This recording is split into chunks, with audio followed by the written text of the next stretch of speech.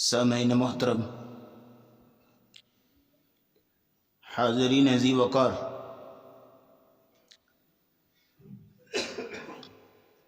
یہ بات آپ بخوبی جانتے ہیں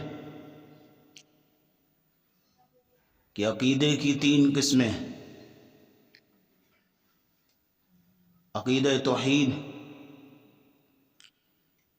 عقیدہ رسالت اور عقیدہ آخرت۔ ان تینوں میں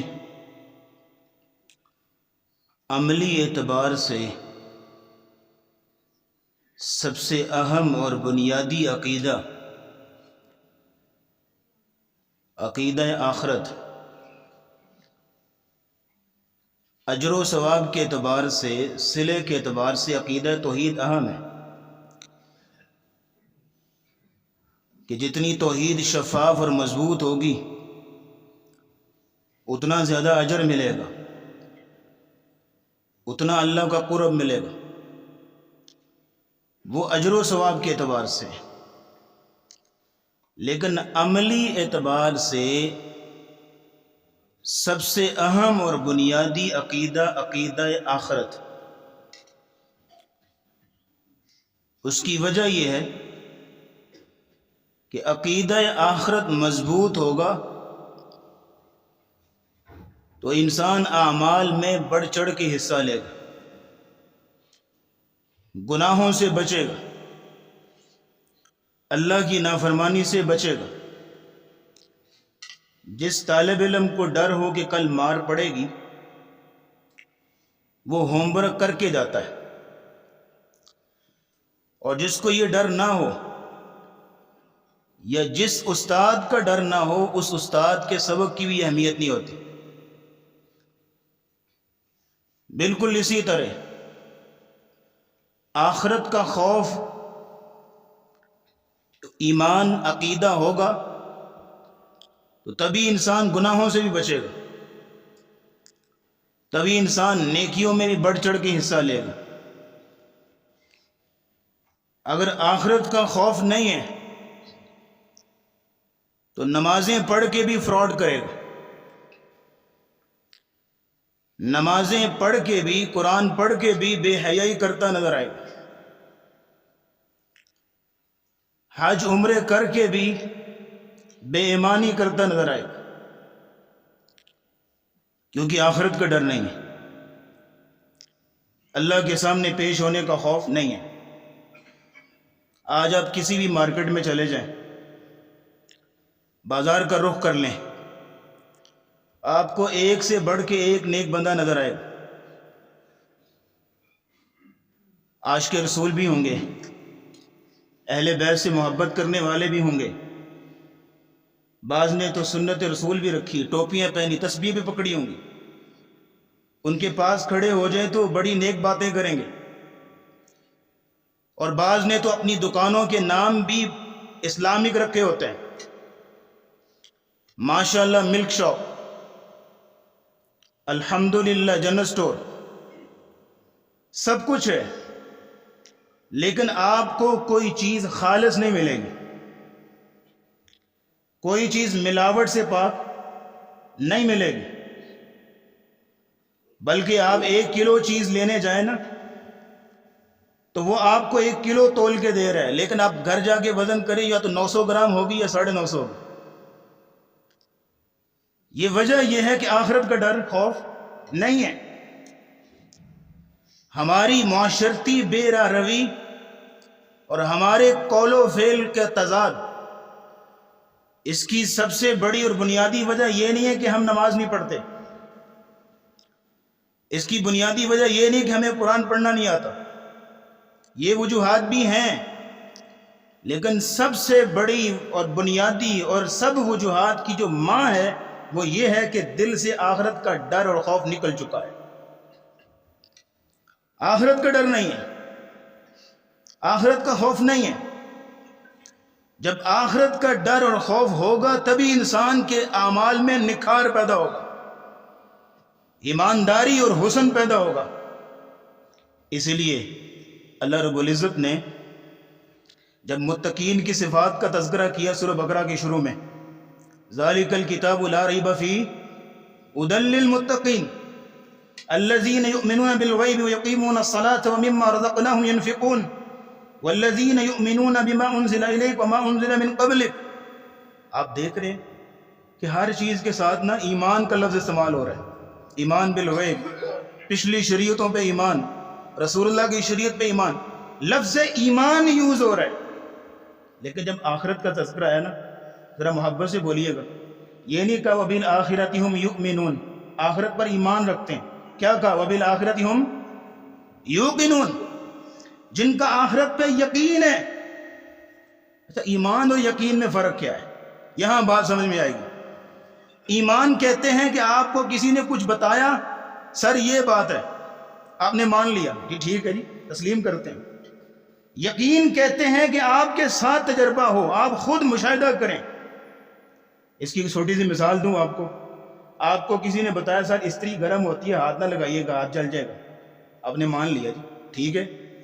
لیکن ایک دن ایسا ہوا خدا نہ خواستہ گرم استری کو ہاتھ لگ گیا اور ہاتھ جل گیا، اس کے بعد جو یقین ہوگا، اس کے بعد جو بلیو ہوگا، اس کو یقین بولتے ہیں۔ پھر آپ ٹھنڈی استری کو بھی ہاتھ نہیں لگائیں گے۔ یہ ہے یقین اور ایمان میں فرق۔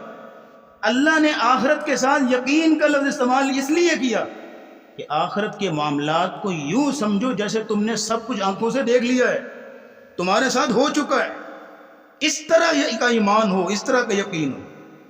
اس لیے اللہ رب العزت نے بار بار قرآن میں عقیدہ آخرت کا تذکرہ کیا اور اس کی طرف توجہ دلائی۔ آپ ہر پارہ اٹھا کے دیکھ لیجیے، بلکہ قرآن مجید کا آخری پارہ 30واں، اس کا موضوع ہی عقیدہ آخرت۔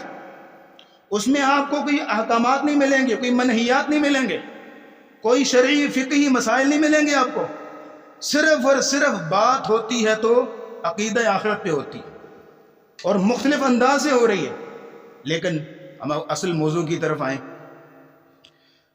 اور پورے قرآن مجید میں انتہائی جچے تلے اور نپے تلے الفاظ کے ساتھ، اور آپ یوں سمجھیے کہ جیسے دریا کو کوزے میں بند کرنے والی بات ہے، اگر عقیدہ آخرت کا تذکرہ ملے گا تو آپ کو سورۃ الفاتحہ کی آیت نمبر 3 میں ملے گا، مالکی یوم الدین۔ ایسا دریا کو کوزے میں بند کر دیا ہے، ایسا عقیدہ آخرت مضبوط کیا ان الفاظ کے ساتھ۔ 3 لفظ ہیں، مالک، یوم، الدین، لیکن ان تینوں الفاظ کے ساتھ وہ علمی شاہکار ہیں اس کے اندر، اور ایسی علم کی گتھیاں سلجھائی ہیں اللہ تعالیٰ نے کہ عقیدہ آخرت اتنا مضبوط کر دیا۔ اگر ان آیتوں کو، اس آیت کو بندہ سمجھ لے، ان الفاظ کو سمجھ لے، فرمایا مالک یوم الدین، 3 الفاظ۔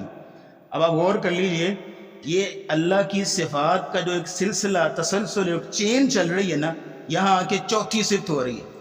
شروع میں کیا کہا؟ رب العالمین، الرحمن، الرحیم، اور چوتھی صفت کیا ہے؟ مالک یوم الدین۔ یہاں آ کے چوتھی صفت ہو رہی ہے۔ اب ان آیات کے اندر ربط چیک کیجئے گا۔ شروع میں اللہ نے ایک دعویٰ کیا، الحمدللہ، یہ دعویٰ ہے۔ ہر قسم کی حمد اور تعریف کس کی ہے؟ یہ دعویٰ ہے۔ دلیل کیا ہے؟ کیوں حمد ہے جی؟ رب العالمین، کیونکہ وہ پورے جہان کا پالنے والا ہے اور کائنات کا مالک ہے، مدبر ہے، منتظم ہے، اس کی اتھارٹی ہے، اس کی قدرت ہے، اس کا اقتدار ہے۔ اچھا، رب العالمین کا لفظ سن کے نا دل میں ایک ڈر پیدا ہوا، خوف پیدا ہوا۔ رب العالمین، وہ تو کائنات کا مالک ہے، وہ جو چاہے جب چاہے جیسے مرضی کرے، پتہ نہیں ہمارے ساتھ کیا سلوک کرے گا، ہمارے ساتھ کیا ہوگا۔ تو فوراً سے اللہ نے بول دیا الرحمن الرحیم، ٹینشن نہیں لینی، فکر مند نہیں ہونا، وہ مہربان بہت ہے، اس کی رحمت بڑی وسیع ہے، وہ بڑا شفیق اور مہربان ہے۔ اچھا، یہ الفاظ سن کے نا دل میں دلیری پیدا ہوئی، خیر سل ہے، وہ بڑا مہربان ہے، بڑی رحم دلی کرنے والا ہے، کوئی مسئلہ ہی نہیں ہے، جیسے چاہو زندگی گزارو۔ فوراً سے اللہ نے بول دیا مالک یوم الدین۔ اتنے بھی دلیر نہیں ہونا، ایک دن ایسا آئے گا اس نے پائی پائی کا حساب بھی لینا اس کو۔ اب آپ غور کر لیجئے کہ یہ آیات کیسے آپس میں مربوط اور انٹر لنکڈ ہیں، آپس میں جڑی ہوئی ہیں۔ مالک یوم الدین۔ اب اس آیت نے ذرا میری طرف دے کے توجہ سے بات سنیے گا، اس آیت نے 5 باتیں ہمیں سمجھائیں گی۔ مالک یوم الدین نے کتنی باتیں سمجھائیں؟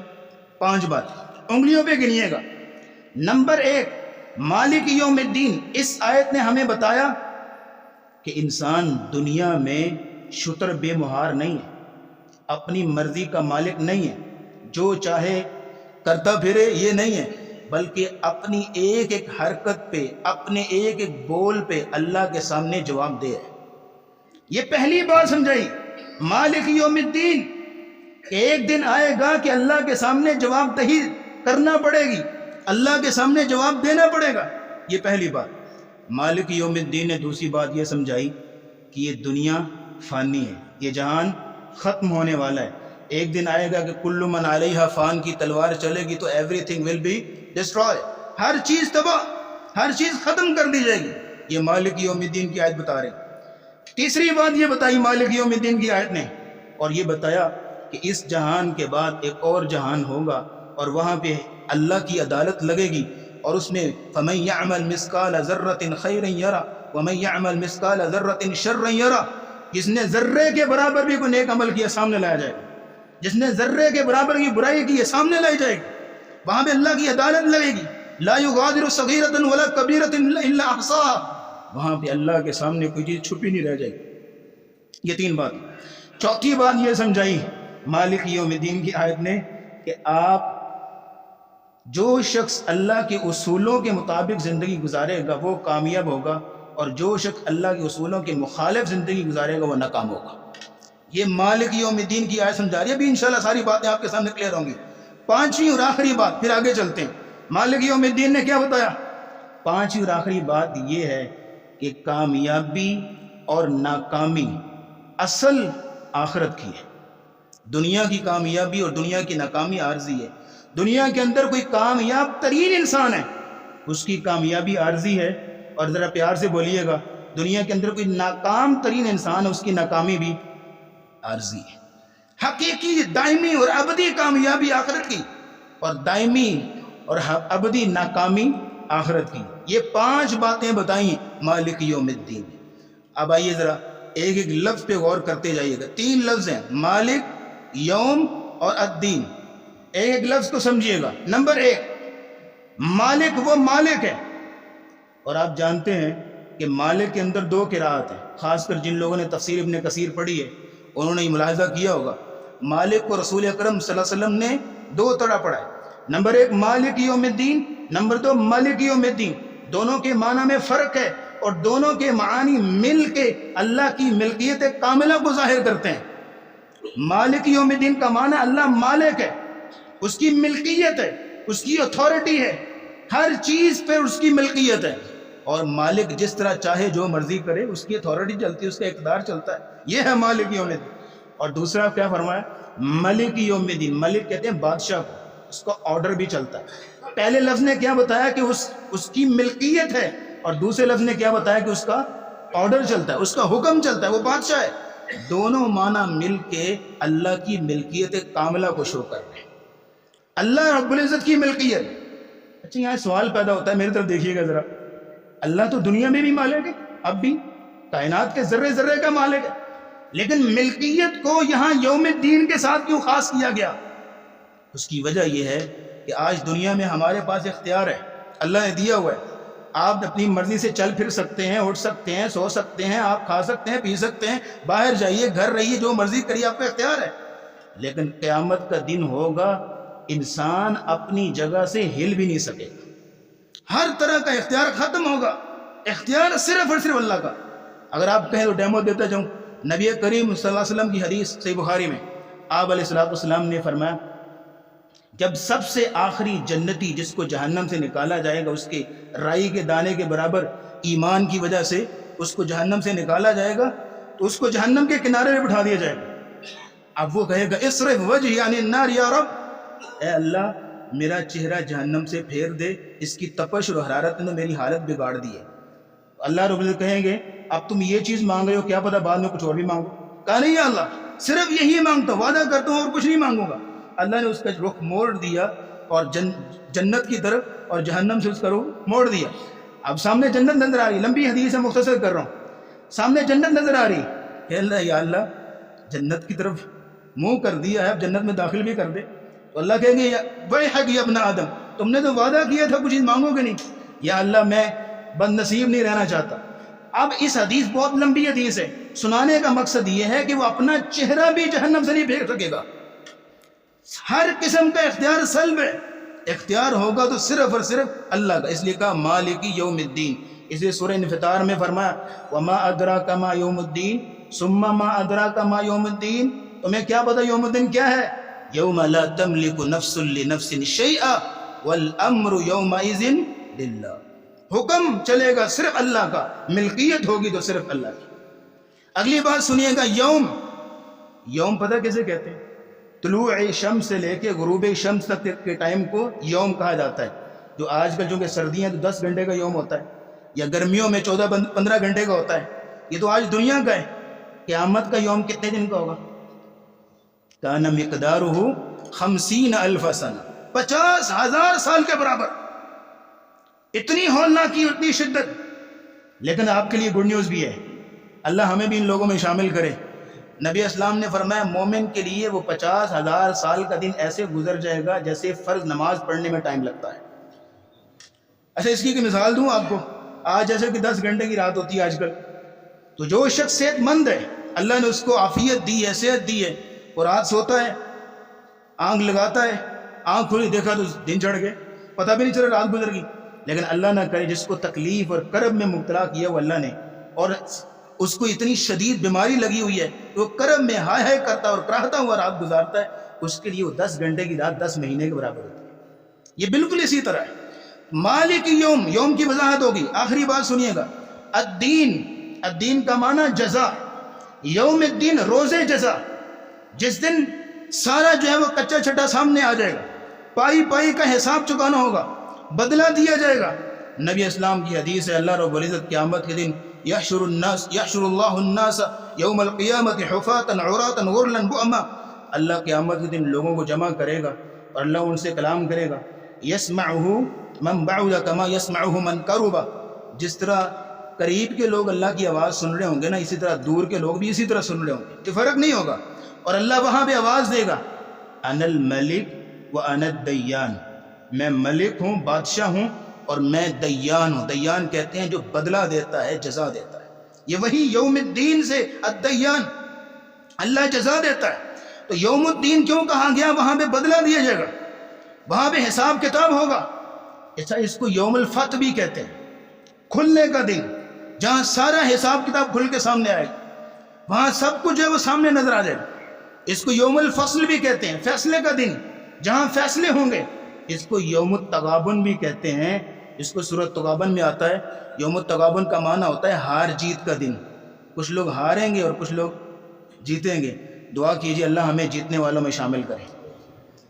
تو یہ یوم الدین ہے، مالک یوم الدین، جس دن جو ہے وہ سارا حساب کتاب کیا جائے گا.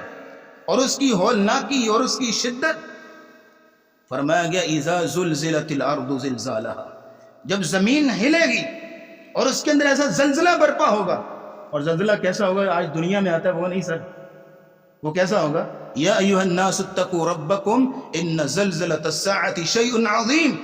وہ بہت ہیوی قسم کا زلزلہ. یوم ترونها تذهل كل مرضعۃ عما ارضعت وتضع كل ذات حمل حملها. ہر حاملہ عورت اپنا حمل وضع کر دے. وہ بچہ ابھی جو ہے وہ ابھی پیدا ہوا ہے، معصوم بچہ، اتنی ہولناکی ہوگی، حالانکہ وہ معصوم، اس کا کیا قصور ہے؟ وہ مارے خوف کے اپنی ماں سے چمٹے گا. اور سورہ مزمل میں آتا ہے یوم یجعل الولدان شیبا. اس دن کی ہلاکت اور اس دن کی ہولناکی اتنی زیادہ ہوگی حضرت جی، وہ معصوم بچہ بھی اس دن کی ہولناکی کی وجہ سے بوڑھا ہو جائے گا، اس دن کے ڈر اور خوف کی وجہ سے. یجعل الولدان شیبا، اتنی ہولناکی ہوگی. اور لوگ پسینوں میں شرابور، گناہوں کے بقدر. اور بعض روایات میں آتا ہے کہ لوگوں کو اتنا پسینہ ہوگا بعض اپنے گناہوں کی وجہ سے، اور اتنے پسینے میں شرابور ہوں گے اور اللہ سے دعا کریں گے یا اللہ چاہے جہنم میں پھینک دے، اس پسینے سے ہمیں نجات دے. اتنی ہولناکی. یود المجرم لو یفتدی من عذاب یومئذ ببنیہ وصاحبتہ واخیہ وفصیلتہ التی تؤویہ ومن فی الارض جمیعا ثم ینجی. قیامت کے دن بندہ تمنا کرے گا ہے کاش مجھے چھوڑ دیا جائے، میرے بیٹوں کو لے لو، بیوی کو لے لو، میرے کنبے قبیلے کو لے لو. ومن فی الارض جمیعا ثم ینجی. زمین کے اوپر جو کچھ بھی مال و متاع تھا سب لے لیا جائے، صرف مجھے چھوڑ دیا جائے. اتنی ہولناک. انبیاء بھی کہہ رہے ہوں رب سلم رب سلم. مالک یوم الدین. اچھا یہ یوم الدین اللہ نے رکھا کیوں ہے؟ وجہ کیا ہے؟ اس کی ایک چھوٹی سی بات سنیے گا، پھر آگے چلتے ہیں.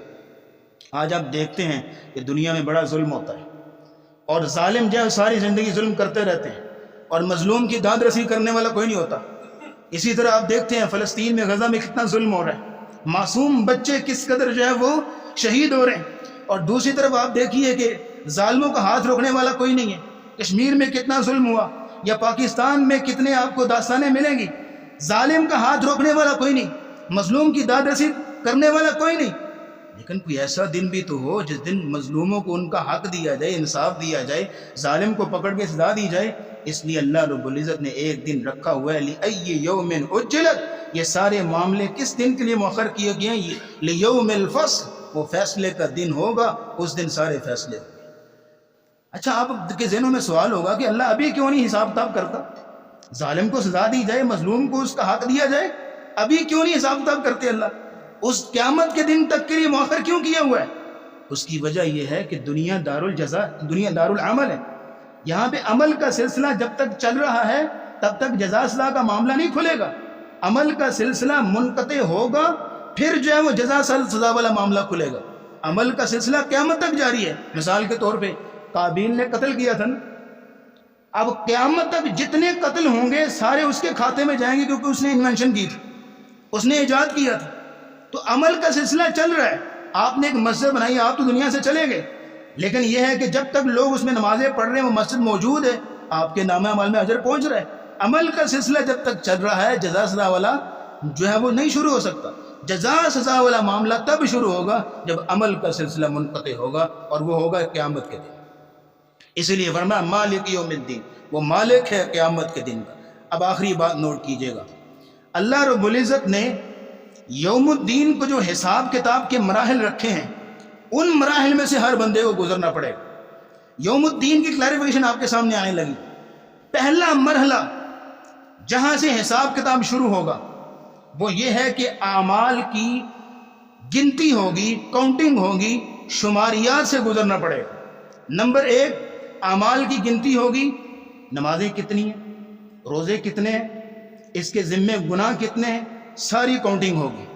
اور اس کاؤنٹنگ کے لیے اللہ رب العزت سب سے پہلے ہمارا نامہ اعمال کھولیں گے. وَكُلَّ إِنسَانٍ أَلْزَمْنَاهُ طَائِرَهُ فِي عُنُقِهِ وَنُخْرِجُ لَهُ يَوْمَ الْقِيَامَةِ كِتَابًا يَلْقَاهُ مَنْشُورًا. اس کے سامنے نامہ اعمال کھول دیا جائے. جو قیامت کاتبین لکھ رہے ہیں نا، روز ایک ورق الٹتے ہیں اور وہ لکھتے ہیں، روز جو ہم بولتے ہیں، جو ہم کرتے ہیں، وہ لکھا جا رہا ہے. سر جی ذرا آنکھیں کھول کے میری طرف دیکھ کے جملہ سنیے گا.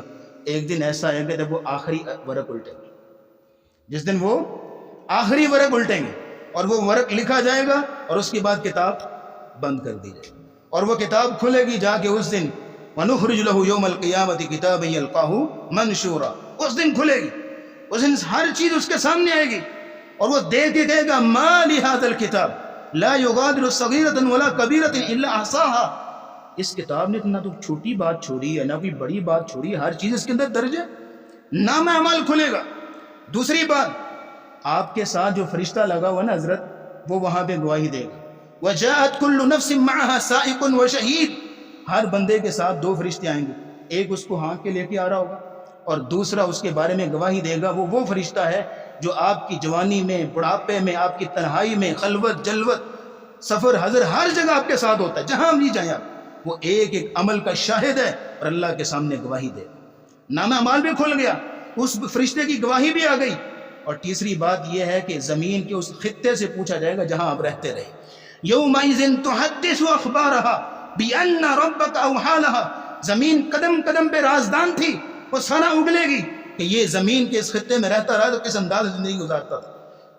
اور چوتھی بات یہ ہے کہ آپ کے اعضاء بولیں گے اليوم نختم على افواههم وتكلمنا ايديهم وتشهد ارجلهم بما كانوا يكسبون. قیامت کا دن ہوگا، زبان پہ تالا لگا دیا جائے گا. زبان جھوڑی بول سکتی ہے نا، اعضاء بولیں گے، پوری باڈی بولے گی یہ کس طرح کی زندگی گزارتا رہا. تو لیں سر جی، چار چیزیں آپ کے سامنے آئیں گی. نامہ اعمال کھل کے آ گیا، فرشتے نے گواہی بھی دے دی، زمین نے گواہی دی، آپ کے اعضاء نے گواہی دی. یہ چار گواہیاں جب ملیں گی، اس کے بعد کاؤنٹنگ اور شماریات پوری ہوگی، اس بندے کے ذمے اتنے گناہ ہیں، اتنی نمازیں ہیں، اتنے روزے ہیں، اتنے حج ہیں، اتنی بار زکوٰۃ دی ہے، یہ سارا آپ کے سامنے آ جائے۔ اچھا بعض لوگ ایسے ہوں گے، اللہ کیسی قسمت بنائی، اللہ ان کو پاس کرے گا، اپنے قریب کرے گا۔ حدیث میں آتا ہے جس طرح ایک دوست، ایک یار اپنے یار کے کندھے پہ ہاتھ رکھتا ہے نا کوئی پرسنل بات کرنے کے لیے، اللہ ایسے بات کرے گا اپنے بندے سے، اور اللہ کہیں گے میرے بندے تم نے یہ گناہ کیا تھا، یہ کیا تھا، یہ کیا تھا۔ اب وہ ایک ایک کر کے اعتراف کرے گا، جی یارم، اور وہ سمجھے گا اب میں مارا گیا، اب میں ہلاک ہو گیا، تو فوراً اللہ کہیں گے جیسے میں نے دنیا میں تجھ پہ پردہ ڈالے رکھا، آج آخرت میں بھی تجھ پہ پردہ ڈال کے تجھ جنت میں داخل کرتا ہوں۔ یہ وہ لوگ ہوں گے جن کو اللہ بغیر حساب کے جنت میں داخل کرے گا۔ پیشی تو ہوگی لیکن حساب مناقشہ سے اللہ محفوظ کرے۔ حساب مناقشہ کہتے ہیں، نبی اسلام ہوئے من نوقش الحساب فقد ہلک، جس بندے سے پوچھ لیا گیا نا کہ تم نے یہ کام کیا تو کیوں کیا، وہ مارا گیا، کیونکہ کیوں کا جواب کسی کے پاس نہیں۔ اسی لیے یہ پہلا مرحلہ ہے حساب کتاب کا، جس میں کاؤنٹنگ ہوگی۔ اب اس سے اگلا مرحلہ آئے، وَنَضَعُ الْمَوَازِينَ الْقِسْطَ لِيَوْمِ الْقِيَامَةِ، اللہ رب العزت ترازو رکھیں گے، میزان رکھیں گے، اور اس میں تولا جائے گا۔ پہلے کاؤنٹنگ، ذرا ترتیب سمجھیے گا، پہلے کاؤنٹنگ ہو رہی تھی کہ اس کے ذمے اتنے نمازیں ہیں، اتنے روزے ہیں، اس کی عمر میں 50 دفعہ رمضان آیا، اس نے کتنے روزے رکھے، ساری کاؤنٹنگ ہو گئی۔ اب ان اعمال کو اس ترازو میں تولا جائے گا، ان اعمال کو اس ترازو میں تولا جائے گا۔ اچھا دنیا کا ترازو ہے، اس کے اندر کلو گرام تلتے ہیں، آپ کوئی بھی چیز رکھیں سامنے آ جائے گی کتنے کلو کی ہے، لیکن اللہ کا ترازو ہے، اس کے اندر معیار اور کوالٹی تلتی ہے۔ آپ کی نماز کو اس ترازو میں رکھا جائے گا، دیکھا جائے گا اس کوالٹی اور اس معیار پہ پورا اتر رہی جو اللہ کو مطلوب ہے۔ ذرا مثال سمجھیے گا، نبی کریم صلی اللہ علیہ وسلم نے فرمایا قیامت کے دن ایک شخص آئے گا، رجل سمین الاظم، بہت بڑا اور موٹا، اس کو اللہ کے ترازو میں رکھا جائے گا، اس کا وزن اللہ کے ترازو میں مچھر کے پر کے برابر بھی نہیں ہوگا۔ اور دوسری طرف عبداللہ بن مسعود رضی اللہ تعالیٰ عنہ مسواک اتارنے کے لیے درخت پہ چڑھے ہیں، اور ہوا آئی، کپڑا اڑا، تو ان کی کمزور اور دبلی پتلی جو ہے پنڈلیاں، صحابہ دیکھ کے مسکرانے لگے۔ نبی اسلام صحابہ کیوں مسکرا رہے؟ اے یا رسول اللہ، عبداللہ بن مسعود کی پنڈلیوں کے ہنس رہے ہیں، اتنی باریک اور دبلی پتلی۔ تو نبی اسلام نے فرمایا تم ہنس رہے ہو، اللہ رب العزت کے میزان میں یہ پنڈلیاں احد پہاڑ سے بھی زیادہ وزنی ہیں۔ اب دوسری طرف وہ موٹا تازہ بندہ جس کا وزن مچھر کے پر کے برابر بھی نہیں ہے، اور ادھر دیکھیے عبداللہ بن مسعود کی دبلی پتلی پنڈلیاں، وزن کتنا ہے۔ اللہ کا جو میزان ہے اس میں معیار تلتا ہے۔ نہیں سمجھ آئی تو ایک اور حدیث سنیے، نبی اسلام نے فرمایا ایک شخص کو لایا جائے گا 99 رجسٹر گناہوں کے، پلے اس کے ایک نیکی بھی نہیں ہے۔ اللہ کہیں گے میرے بندے کے نامہ اعمال چیک کرو، اس پہ ظلم نہیں ہوگا، ایک بطاقہ پرچی نکلے گی، اس کے اوپر کیا لکھا ہوگا؟ لا الہ الا اللہ۔ اس نے توحید اس کی مضبوط، توحید اس کی خالص، کہا اس پرچی کو ترازو میں تولو۔ وہ کہے گا یا اللہ میرے سے مذاق کر رہے ہیں، 99 رجسٹر گناہوں کے اور اس کے مقابلے میں ایک پرچی، کیا موازنہ ہے، کیا مقابلہ ہے؟ فرمایا تمہارے ساتھ ظلم نہیں ہوگا۔ نبی اسلام نے فرمایا وہ پرچی تولی گئی، وہ پرچی والا جو پلڑا ہے وہ زمین نیچے لگ گیا، اور 99 رجسٹر والا جو پلڑا ہے اوپر اٹھ گیا۔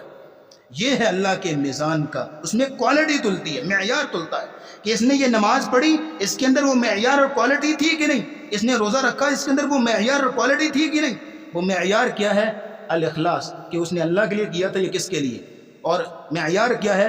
رسول اللہ کی سنت کے مطابق کیا ہے یا کس کے مطابق کیا ہے، یہ معیار ہے۔ حساب کتاب ہو گیا، اس کے بعد میزان پہ وزن تولے گا۔ تیسرا مرحلہ نوٹ کیجئے گا، اور سیکنڈ لاسٹ، اور وہ یہ ہے پل صراط سے گزرنا ہوگا۔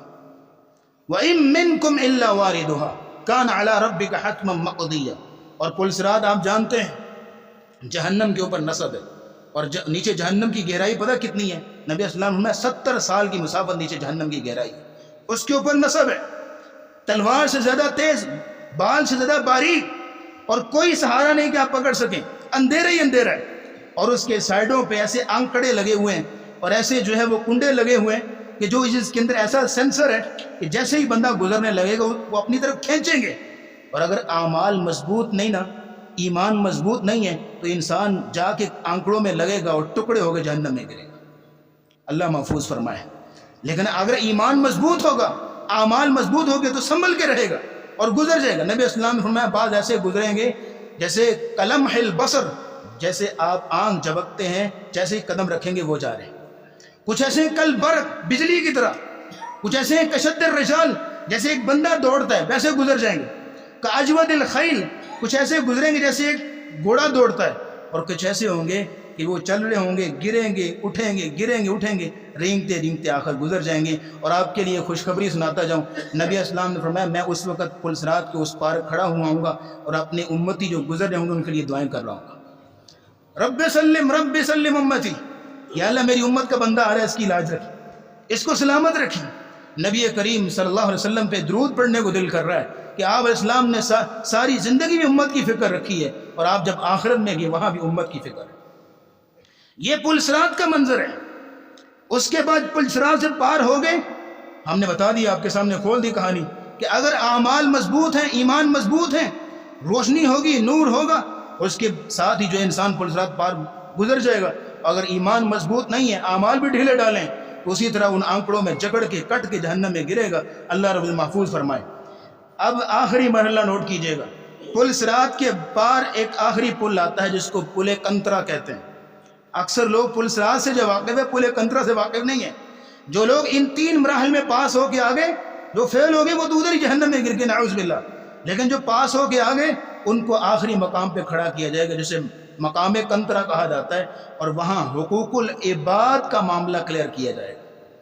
کسی پہ ظلم کیا ہوا ہے، کسی کا قرض دینا ہے، یا کسی کا حق مارا ہوا ہے، یا کوئی بھی ایسی صورتحال ہے، اللہ رب العزت حذبوا ونقوا، پاک صاف کر کے اللہ رب العزت جنت میں داخل کریں گے۔ اللہ رب العزت حقوق العباد کا معاملہ جو ہے وہاں کلیئر کریں گے۔ وہاں قاتل بھی آئیں گے، مقتول بھی آئیں گے، وہ بھی آئے گا جس نے 100 لوگوں کو قتل کیا تھا اور اللہ نے جنت دے دی، اس کو بھی کھڑا ہے، اور 100 مقتول بھی کھڑے ہیں، یا اللہ ہمارا حق کدھر ہے، ہمیں انصاف چاہیے۔ نبی اسلام نے فرمایا اس دن تو اس طرح انصاف ہوگا، اگر سینگ والی بکری نے بغیر سینگ والی بکری کو ٹکر ماری تھی، اللہ اس کا بھی وہاں پہ بدلہ چکائے، وہاں پہ ایسے اللہ رب انصاف کرے۔ وہاں پہ انسانوں کے جرائم کیسے چھپے رہ سکتے ہیں، انسانوں کے ظلم کیسے چھپے رہ سکتے ہیں؟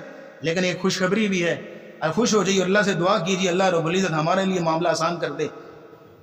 اللہ رب العزت ظالم بھی کھڑا ہے، مظلوم بھی کھڑا ہے، اور اللہ چاہتے ہیں کہ یہ ظالم ہے یہ جنت میں چلا جائے، کیونکہ پیچھے وہ پاس ہو کے آ گیا، اور اس کی نیکیاں بھی، اس کی توبہ جو ہے اللہ کو بڑی پسند آئی ہے، لیکن آخر دنیا میں ظلم کیا ہوا تھا، تو اللہ رب العزت کو معاف کرنا چاہتے ہیں، لیکن جو مظلوم ہے وہ اپنا بدلہ چاہتا ہے، تو اللہ رب العزت جنت میں ایسے پہاڑ، ایسے جو ہے وہ محل اور ایسے پھل اور میوے جو ہے وہ اوپر کی طرف کھڑے کریں گے، اور اتنا خوبصورت منظر ہوگا، اور وہ مظلوم دیکھے گا یا اللہ اتنا خوبصورت منظر کاش مجھے مل جائے۔ اللہ کہیں گے تجھے مل جائے گا لیکن ایک شرط پہ۔ ہاں کیسے؟ کہا میرے اس بندے کو معاف کر دے، میرے اس بندے کو معاف کر۔ اور 100 لوگوں کا قاتل کھڑا ہے اور 100 مقتول بھی کھڑے ہیں، ہمیں بدلہ چاہیے، اللہ ان کو سارے جو خوش کرے گا، ان کو ساری نعمتیں دے گا، بھائی میرے اس بندے کو معاف کر دو، میں نے جنت میں اس کو داخل کرنا ہے۔ اللہ رب العزت اس کو معافی دلا کے دونوں کو اللہ رب العزت جنت میں داخل کر دے گا۔ تو یہ معاملہ بھی ہوگا۔ تو یہ 4 مراحل میں یوم الدین پورا ہوگا۔ پہلے جو ہے وہ حساب و کتاب، کاؤنٹنگ ہوگی، پھر میزان ہوگا، پھر اس کے بعد پل صراط، اور پھر پل کنترا ہوگا۔ اللہ رب العزت دعا ہے کہ اللہ ہمیں تمام مراحل میں آسانی سے اپنی جنت میں داخل کر دے، اور اللہ رب العزت اپنی رحمت سے ہمیں جنت میں داخل فرمائے۔ وآخر دعوانا ان الحمدللہ رب العالمین۔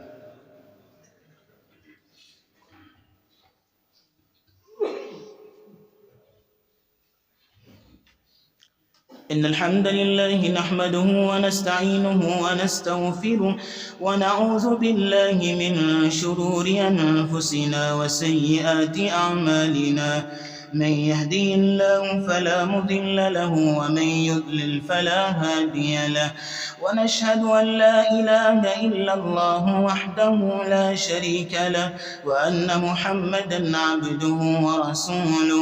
اللهم صل على محمد وعلى آل محمد كما بارك وسلم عليه.